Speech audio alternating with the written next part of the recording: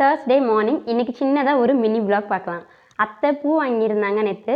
அதை பாப்பாவோட தலையில் வச்சோடனே பார்க்குறதுக்கு நல்லா இருந்துச்சு. பாப்பா எப்போவுமே பூ குத்தும் போது அழுவா. அவளுக்கு தலையில் கை வச்சாலே பிடிக்காது. தலை சீவினாலும் அழுவா, பூ வச்சாலும் அழுவா. அவளுக்கு மேலெல்லாம் ஒரு மாதிரி பிசு பிசுன்னு ஒட்டு தான். அதனால தான் அவள் அந்த மாதிரி ஃபீல் பண்ணிகிட்டு இருந்தா. உடனே அவளுக்கு நல்ல எண்ணெயெல்லாம் தேய்ச்சி விட்டதுக்கப்புறமா இந்த டப்பில் வெந்நி ஊற்றி உட்கார வச்சுட்டோன்னா பயங்கர ஜாலி மூடுக்கு போயிடுவா. பாப்பாவுக்கு உர மருந்துக்காக கொஞ்சமாக சித்திரத்தை மட்டும் அதிகமாக சேர்த்து கரைச்சி பாப்பாவுக்கு கொடுத்தேன்.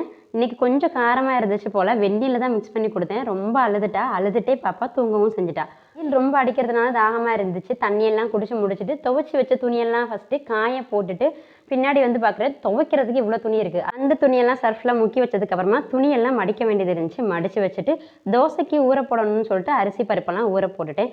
மனுஷிக்கு வேறு லீவுன்றதுனால அவள் வீட்டை அட்டகாசம் பண்ணிகிட்ருக்கா. அவள் தூங்கி எழும்புறதுக்குள்ளே மனுஷியை குளிக்க வைக்கணும், குட்டி பாப்பாவுக்கு சாப்பாடு